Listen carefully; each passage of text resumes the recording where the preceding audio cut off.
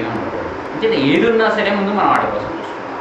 మంచిది ఏదైనా ఉందంటే మనం వాడి కోసం చూసుకుందాం. ఏదైనా ఒక అవకాశం ఉందంటే ఇది మనం వాడికి ఇప్పించేద్దాము అనేటువంటి ఒక భావంలోకి తీసుకెళ్తూ ఉంటుంది నెమ్మదిగా. అంచేత విపణత్వము అనేటువంటిది ముందు కొంచెం పాజిటివ్గా అవతలవాడ పట్ల మనకి కొంచెం కన్సర్న్, జాలి మొదలైనటువంటి వాటి కింద వచ్చి అక్కర్లేనటువంటి విషయాల్లో అవతలవాడిని చూసి జాలి పడడం కింద అవుతుంది. పిల్లలు ఉంటారు, చదువుకుంటూ ఉంటారు, కష్టపడుతూ ఉంటారు. నిజమే, ఈ కష్టం వాళ్ళకి రేపు పొద్దున అవసరం. అయ్యో మా పిల్లాడు కష్టపడిపోతున్నాడు, నువ్వు చదువుకోకు, చాలే గంట సేపు చదివేసావు, 2 గంటల సేపు చదివేసావు, ఇంకా చదువుకుని ఉన్నాను ఆపేస్తే వాడు ఓపుకుంటే వాడు చేయగలుగుతున్నప్పుడు ఇప్పుడు వాళ్ళు కష్టపడాలి. ఎందుకని రేపు పొద్దున సుఖపడతారు కాబట్టి. కానీ మనకేమనిపిస్తుంది, వాళ్ళ పట్ల ఉండేటువంటి ప్రేమ కానీ అది కానీ, అయ్యో వీళ్ళు కష్టపడిపోతున్నారు, ఇంత కష్టం వీళ్ళకి అక్కర్లేదు కదా, దాన్ని ఎలాగైనా మనం షేర్ చేసేసుకుందాం. మనం చేసుకోగలిగింది ఏముండదు. వాడు చదువుకునేటువంటి సబ్జెక్టు మనకు అర్థం కాదు, మనం కూడా వాళ్ళతో పాటు నేను మెలకుగా ఉంటానులే అని అలా కుర్చీలో కూర్చుని, అంటే ఇవన్నీ ప్రేమ కింద కొంత వస్తాయి. ఇంకొంచెం ఏమంటే అదేనటువంటి వాటి కింద వస్తాయి. ఆ అతికి ప్రవణత్వం అని పేరు. ఏదైనా సరే ఒక లిమిట్ వరకు నువ్వు చదువుకో, నేను ఎంతసేపు ఓపుకుంటే అంతసేపు చదువుకో, నీకు అవసరమైతే చదువుకో, నీ లిమిట్ నువ్వు చూసుకో. నీకు ఏం కావాలి, నీకు ఏదైనా టీవో ఏదో కాకపోతే మంచిగా చేయడానికి రిక్రియేషన్కి ఏదైనా కావాలో చెప్పు, నేను నన్ను మెలుకుగా అనమాట. అక్కర్లేదమ్మా నువ్వు పడుకో, వెరీ గుడ్, నేను పడుకుంటాను. ఎందుకంటే పొద్దున్న లేచి పని చేసుకోవాలి కదా మనం. అంటే మన బాధ్యత నుంచి మనం పక్కకి వెళ్ళిపోయేంతగా వాళ్ళ పట్ల మనము ప్రేమ చూపించేయక్కర్లేదు, అంత అవసరం లేదు. వాళ్ళు మనం డక్కామొక్కలు తిని పెరిగి పెద్దవాళ్ళు అయ్యాం. మనం చిన్నప్పుడు కష్టపడ్డాం, ఇప్పుడు వాళ్ళు కష్టపడుతుంటే మనము భరించలేము. మన కాలంలో మనకి ఇంత కంఫర్ట్స్ అవి లేవు. ఎండల్లో నడిచేళ్ళు ఎక్కడో చదువుకుని వచ్చాము, సైకిల్ తొక్కుకుంటూ వచ్చాము, బస్సు కోసం గంటల సేపు అలాగా ఇదయ్యాము. అప్పుడు మనం చేసాం. ఇప్పుడు వాళ్ళని ఒక అరక్షణం వాడు ఆలస్యంగా వస్తే ఆటోలో రాలేకపోయావా, లేకపోతే షేర్ ఆటో దొరికిపోతే సొంత ఆటోలో రాలేకపోయావా, లేకపోతే నీకు మోపెటో సైకిల్ కొనేనా నువ్వు దాని మీద వచ్చాయి అంటే వాళ్ళు సుఖపడాలి అని. ప్రేమ నిజమే, కవి చాలా గొప్పగా చెప్తాడు. తల్లిదండ్రులకి పిల్లల మీద ఎదురు ప్రేమ ఉంటుందంటేట, ఈ ప్రేమ అనేటువంటిది ఎలాంటిదంటేట నీరు లాంటిది. నీరేం చేస్తుంది, పల్లం వైపు ప్రవహిస్తుంది. అంటే పెద్దవాళ్ళ నుంచి చిన్నవాళ్ళ వైపుకి వెళ్తూ ఉంటుంది. ఎప్పుడు కూడా పెద్దవాళ్ళు ఎప్పుడూ చిన్నవాళ్ళ పట్ల ప్రేమ చూపిస్తుంటారు, అంటే పల్లం వైపు వెళ్తూ ఉంటుంది. చిన్నవాళ్ళు అంతలాగా పెద్దవాళ్ళ వైపు ప్రేమ చూపిస్తారు. మనం ఇన్ని చెప్తే వాళ్ళు ఏమంటారు, అబ్బా అమ్మాయి ఏంటమ్మా మరీ చేయాల్సిన, అతను నడుచుకు రాలేనా, స్కూల్ బ్యాగ్ ఇంత పెద్ద బరువు ఏంటి, అందరూ మోసుకొస్తున్నారు కదా నేను మోసుకొస్తాను, ఏం పర్వాలేదు అందరూ వెళ్తున్నారు, అరే నువ్వు అది పెట్టుకెళ్ళా ఇది పెట్టుకెళ్ళా, ఈ బాబా సరే అక్కడ ఎలాగా పిక్నిక్లోనో దాంట్లోనో ఏమైపోతావో, ఏమొద్దామా ఏం కదా ఏదో ఉంటుందో తింటావు, ఏమో నువ్వు ఏం తింటావో ఏమో, ఇది చేసి పెట్టేద్దాం అని చేస్తావు. అంటే పల్లం వైపుకు ప్రవహించేటువంటి నీరు లాంటిది ప్రేమ. అందుకని పెద్దవాళ్ళ వైపు నుంచి చిన్నవాళ్ళ వైపు నీరు కింద నుంచి పైకెళ్ళదు. అందుకని పిల్లలకి ఎప్పుడు పెద్దవాళ్ళ మీద అంతలాగా ప్రేమ చూపించడం అనేటువంటిది కష్టం.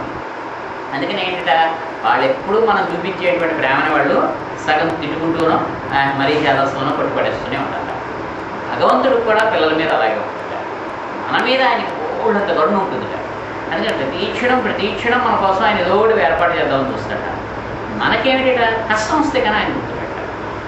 అందుకని నీరుకి మనం ఏదైనా అడ్డు వేసేసి ఏదైనా చేసి బలవంతంగా తోడితే పైకి వెళ్తుంది, కానీ సహజంగా దాని మార్గం పైకి కాదు. అంటే మనకు కూడా సహజంగా భగవంతుడి మీద దృష్టి ఉండదు కదా, మనకంటే కింద వైపు ఉన్నటువంటి వాళ్ళ వైపు ఆయన దృష్టి పాపం మాత్రం మన వైపే. అందుకే బౌద్ధంలో అలాగే భగవంతుడిని అవలోకితేశ్వరుడు అని పిలుస్తారు. అంటే కిందకి చూపు కలిగినటువంటి వాడి కింద లెక్క. అంటే ఆయన చూపు ఎంతసేపు కిందకు ఉంటుంది. అంటే బుద్ధుడిలో ఒక చాలా పరమమైనటువంటి గొప్పదైనటువంటి అవతారం అవలోకితేశ్వరుడు కింద చెప్తారు. అలాగే కింద ఉండేటువంటి వాడు నా సృష్టిలో ఉండేటువంటి జనం క్షేమంగా ఉన్నారా అని ఆయన చూస్తాడు. మనం ఆయన మీద అంత ప్రేమని చూపించాం. అందుకని ఇంకొక ఏమంటాడు, ఏమయ్యా నువ్వేమనుకోకు, ఎప్పుడో మాకు అవసరమైనప్పుడు నువ్వు నీ గుర్తు చేసుకుంటూ ఉంటావు, తప్పుగా అనుకోకు. ఎందుకంటే తల్లిదండ్రులకి పిల్లల మీద ప్రేమ ఉండడం సహజం, కానీ పిల్లలు దాన్ని అంతగా తిరిగి స్పందించడం అనేటువంటిది అంత లోకంలో సహజం కాదు. మేము మర్చిపోయాం అనుకోకు, దొస్తూ ఉంటావులే కష్టం వచ్చినప్పుడు అని చెప్పి. అంచేది ఇప్పుడు ఏమిటి కార్పణ్యము అనేటువంటిది ఏంటంటే జాలి, అనవసరమైనటువంటి జాలి, అక్కర్లేనటువంటి దయ. అంటే మనం చెయ్యగలిగినటువంటి పరిస్థితులు అవతలవాడి గురించి వాడిని బాగు చేయడానికి ఉండేటువంటి ఉంటాయి, లేనివి కొన్ని ఉంటాయి. వాళ్ళ మీద మనం అయ్యో అని అనుకోవడం అనేటువంటిది అండి. అయ్యో అనుకుని మన పనులన్నీ మానేసుకుని మనం అక్కడ దుఃఖిస్తూ కూర్చోవడం అక్కడ ఏదో అనేటువంటిది పనికిరాదు. అంటే అతిగా ఉండేటువంటి జాలి కానీ దయ కానీ ఇవన్నీ కూడా ప్రపడత్వం కింద వస్తాయి. ఇప్పుడు ఏం చేస్తున్నాను, నేను వాళ్ళ మీద జాలి పడుతున్నాను. వాళ్ళ కత్తులు కటార్లు కూర్చుని యుద్ధానికి వచ్చాను, అయ్యో వాళ్ళు నా చేతుల్లో చచ్చిపోతారేమో అని నేను సందేహిస్తున్నాను. ఇది మంచిది కాదన్న విషయం నాకు తెలుస్తోంది. అర్జునుడు కూడా చదువుకున్నవాడు, కృష్ణుడే సహవాసాన్ని చేసినటువంటి వాడు, అంటే మంచి చెడు ఆయనకి తెలుసు.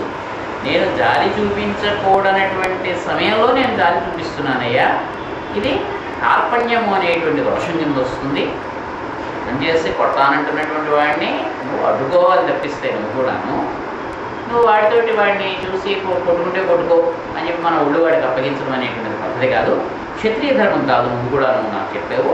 అంచేత కార్పణ్యం అనేటువంటి దోషంతో కూడినటువంటి వాడిగా నాకు అర్థమవుతుంది.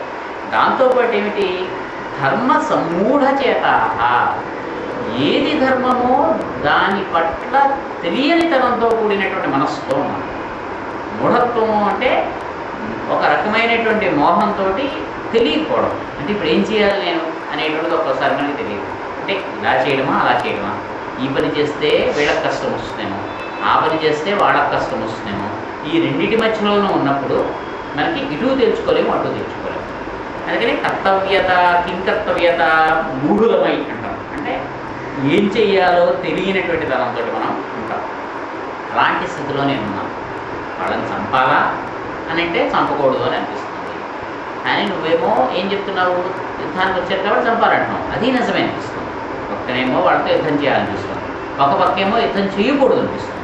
ఈ రెండిట్లో ఏది మంచిది అనేటువంటిది తెలుసుకోలేనటువంటి స్థితిలో నా మనస్సు ఉంది. నా మనస్సుకి అది తేల్చుకోలేకుండా ఇది తేల్చుకోలేకుండా ఉన్నాను. కార్పణ్యం అనేటువంటి దోషంతో కూడి ఉన్నాను. ఏది మంచో ఏది చెడో ఏది చెయ్యవలసినటువంటి కర్తవ్యమో తెలుసుకోలేనటువంటి స్థితిలో నేను ఉన్నాను. ఈ రకంగా ఉంది ఇప్పుడు నేను పృచ్ఛామి త్వాం, నిన్ను నేను అడుగుతున్నాను. ఇప్పుడు నేను ఉన్నటువంటి పరిస్థితి ఇప్పుడు నేను అడుగుతున్నాను, అయ్యా యత్ శ్రేయ స్యాత్ నిశ్చితం బ్రూహి తన్మే. నువ్వు ఇంకిలాగా అలాగే కాదు, నువ్వు ఒకటి తేల్చి చెప్పేయండి. నువ్వేం చెప్తావో నేను చేస్తాను. ఇంకా ఇలాగా అలాగా ఒకసారి మనకి మామూలుగానే ఉంటుంది. పిల్లలకి సంబంధాలు చూసుకుంటాం, ఆ సంబంధం బాగానే ఉందనిపిస్తుంది, ఈ సంబంధం బాగానే ఉంటుందనిపిస్తుంది. దాంట్లో కొన్ని మెరిట్స్ ఉంటాయి, దీంట్లో కొన్ని మెరిట్స్ ఉంటాయి, దాంట్లో కొన్ని డీమెరిట్స్ ఉంటాయి, దీంట్లో కొన్ని ఇవి ఉంటాయి. అదా ఇదా తెచ్చుకోలేము. అలాగే ఉద్యోగం ఒకేసారి రెండు వస్తాయి, లేనంత కాలం ఏ ఉద్యోగం రాదు. ఇప్పుడు అది పెట్టిన దానికి వినికి వస్తుంది, ఇంటర్వ్యూకి దీనికి వినికి వస్తుంది, రెండు ఒకే. ఇప్పుడు దానికి వెళ్ళాలా దీనికి వెళ్ళాలా, దీనికి వెళ్తే మంచిదా దానికి వెళ్తే మంచిదా, ఇటువంటి సంకటాలు ఒక్కసారి మనకి ఏర్పడతాయి. అప్పుడు మనకి మన మనస్సు దాంట్లో నిశ్చయం చేసుకోగలిగినటువంటి స్థితిలో ఉండదు. అప్పుడు మనం ఏం చేస్తాం, ఎవరో ఒకళ్ళని ఆశ్రయిస్తాం. గురువునో పెద్దవాళ్ళనో, మనకంటే వాళ్ళు చెప్పేటువంటి సలహా బాగుంటుంది అనుకునేటువంటి వాళ్ళనో ఎవరినో, అంటే మీరు దేని చెప్పండి, మీరేం చెప్తే అది నేను చేస్తాను. అందుకని నిశ్చితం బ్రూహితమే, నిశ్చయంగా ఏది చేయాలో తత్ దానిని మే నాకు బ్రూహి, నువ్వు చెప్పే ఏది చెప్పాలి నువ్వు నాకు. యత్ శ్రేయ, ఏదైతే నాకు శ్రేయస్కరమైనటువంటిదో అది నువ్వే నిశ్చయించి. యుద్ధం చెయ్యి అంటే చేస్తాను, చెయ్యొద్దయ్యా పోలే నీ మాట కూడా సత్యమే అని ఒకవేళ నువ్వు అంటావా, సరే నేను నువ్వేం చెప్తే ఇంకా ఫైనల్గా నీదే. శిష్యహతేహం సాధిమాం త్వాం ప్రపన్నం, నేను ఇప్పుడు నీకు శిష్యుడిని. నన్ను నీవు సాధి అంటే శాసించు, ప్రపన్నం అంటే నీకు శరణు నేను వచ్చాను. ఇక్కడ ఆయన రెండు మాటలు చెప్పాడు. అంటే ఎందుకు భగవద్గీతని అర్జునుడిగా ఆయనకు వినిపించాడంటే ఇంత విషయం ఇంత వివరంగాను ఇంత చేస్తూ అంటే ఇంతలాగా వాళ్ళ పట్ల అనవసరమైనటువంటి జాలి ప్రకటిస్తున్నప్పటికీ కూడా అర్జునుడు అన్నటువంటి ఒక మాట ఏమిటంటే నేను నీకు శిష్యుడని అన్నాడు. శిష్యత్వం అంటే శిష్య అనేటువంటి శబ్దం దేనివల్ల వచ్చిందంటే శిక్షించదగినవాడు అంటే నేర్పదగినవాడు అని చెప్పి ఈ శిష్య అనేటువంటి శబ్దమే సిక్ అనేటువంటి శబ్దం కింద కూడా అయింది. సిక్కులు అంటే శిష్యులు అని అర్థం. శిష్య అనేటువంటి సంస్కృత శబ్దము దాంట్లోంచి దానికి వికృతిలాగా సిక్ అనేటువంటి శబ్దం వచ్చింది. అంటే సిక్కులు అనేటువంటి వాళ్ళు శిష్యులు అని అర్థం. అందుకే వాళ్ళ అందరినీ కూడా వాళ్ళని గురువుల కింద చెప్పుకుంటారు. వాళ్ళకి అంటే వాళ్ళు ఎవరి బాటలో అయితే నడుస్తున్నారో వాళ్ళంతా వాళ్ళకి గురువులు, వీళ్ళ వాళ్ళకి శిష్యులు, ఆ జాతంతో శిష్యులు అనమాట. శిష్యుడు అంటే ఏంటంటే శిక్షణీయ శిష్య అంటే శిక్షించదగినవాడు. శిక్ష అంటే మనకి సంస్కృతంలో ఏంటంటే టీచింగ్ అని అంటే నేర్పదగినవాడు, డిసిప్లిన్లో పెట్టదగిన అంటే నియమంలో పెట్టదగినటువంటి వాడు. అలాంటి అర్హత కలిగినటువంటి వాడే శిష్యుడు అవుతాడు. లేనటువంటి వాడు శిష్యుడు అవుతాడు. అంటే పూర్వకాలం ఎవరైనా ఒక గురువు ఉన్నాడంటే ప్రతివాడిని శిష్యుడిగా చేసుకునేవాడు కాదు. తన దగ్గర శిష్యరికం చేయాలంటే అంటే తను వాడికి ఏదైనా కనుక నేర్పాలంటే ఆ వచ్చినటువంటి వాడు కొన్ని లక్షణాలు ఉంటాయి. మొట్టమొదటి ఏంటంటే గురువు పట్ల అచంచలమైనటువంటి విశ్వాసం ఉండాలి. ఈయన తప్ప నాకు ఇంకొక దిక్కు లేదు అనేంతటి విశ్వాసం ఉంటేనే వాడు మొట్టమొదటి పనిపిస్తాడు. అంటే ఆయన చెప్పినటువంటిది వేదం, తప్ప ఒప్ప అనేటువంటి విమర్శగా ఇంకా తావలేదు. ఆయన ఇంటి నువ్వు నదులు దూకేడు. అలాంటి వాడు శిష్యుడు అవుతాడు. అంటే శంకరాచార్య వారు నదికి యువతల పట్టుకుంటే అవతల వాడి నుంచి వాడు ఎలా రావాలంటే నడిచొచ్చేసాడు. ఆయన నడిచొచ్చేస్తుంటే ఆ నదిలో ఒక్కొక్క అడుగు పడుతున్న చోట ఒక్కొక్క తామర పువ్వు ఇలా విచ్చుకుని ఆయన మునిగిపోకుండా కాసింటారు. అందుకని అప్పటి నుంచి ఆయనకి పద్మపాదాచార్యులు అనే పేరు. అది చూసి మిగిలిన శిష్యులందరూ కూడా ఆశ్చర్యపోయారు. అంటే రోజు పాలు పోసేటువంటి కూడా అది పెద్ద వర్షం వచ్చేందుకు ముందు ఆ వాగంతా కూడా నిండిపోయింది. ఇతను అవతల ఒడ్డున ఉన్నాడు, కనిపిస్తున్నాడు, మాట కొంచెం గట్టిగా అరిస్తే వినిపిస్తుంది. ఏమంటే అలాగండి మరి అవతలకి రావాలి అన్నాడు. పోనీ వాడికి మానేరా అన్నాడు. కాదండి మీకు ఇవ్వకుండా అలాగా అన్నాడు. అంటే వాడికి అంత ఇదనమాట, వచ్చి ఇవ్వాల్సిందే. అయితే నడిచొచ్చాడు. అది శిష్యత్వం అంటే ఏదైతే గురువు మీద గురువు చెప్పినటువంటి మాట ఇంకంతే, ఇంకా దానికి తిరిగినటువంటిది లేదు. అలాంటిది ఉండాలి. రెండవది ఏంటంటే దుఃఖ సహత్వం ఉండాలి.